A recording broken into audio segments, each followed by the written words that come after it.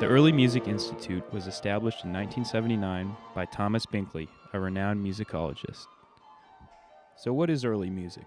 Well, we discovered several different opinions on that matter. It encompasses the music of any period performed in a historically informed way. Since we don't have a lot of information that survives about the type of music, you have to make an educated guess.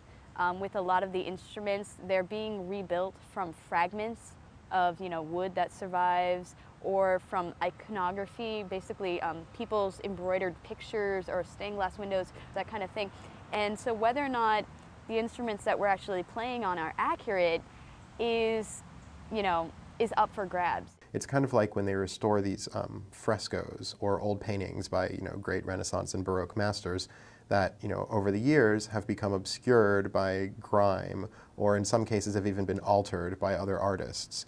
It's the same thing with music. Over hundreds of years, this music has been passed on to us, and it's accumulated a lot of dust and grime, and it's not being performed the way it was originally intended to be. So a lot of modern art historians and people like that, they go to great lengths to restore old paintings and old works of art and remove the layers of dust, and we're able to actually see the original vibrancy and vitality of some of these works by the great masters. And with the early music movement, it's very much the same thing. It's stripping away years of modern performance tradition and getting back to the roots of what the music is really about and what it sounds like.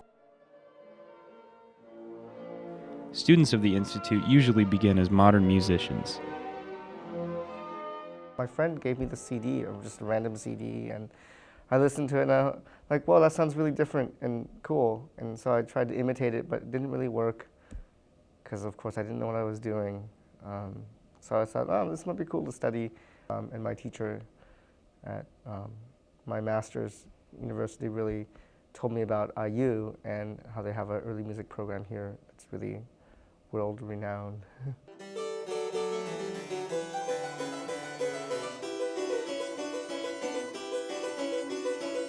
I'm a harpsichordist studying in the Early Music Institute here. For those people that don't know what the harpsichord is, it's basically the precursor to the modern piano.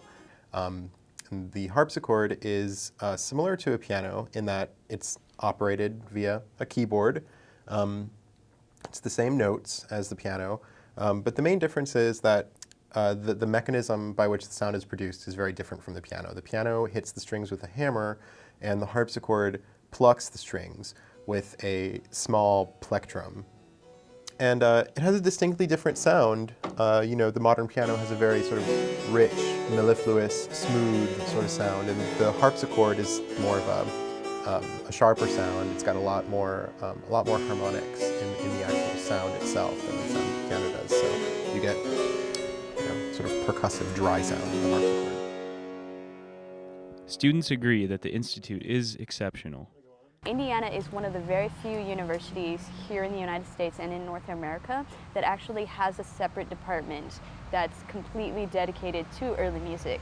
So they have a lot of resources that many other places wouldn't be able to. Not only do we have, this fabulous music library over there that's so many stories tall, but we also have a historical manuscript library at the Lilly. And so many of those manuscripts that we have there do have music in the original notation in the original manuscript, so you can actually see and touch literally what they were reading off of 500 years ago, which is really, really cool. Look at Juilliard, which we kind of look at as the benchmark for what is the best musical education, the highest standard in this country. And Juilliard is just preparing to launch their historically informed performance program. There are several other universities in the United States that do early music, but not in the scale that we do it here. And it's really the only place of its kind in America, maybe even in this side of the world.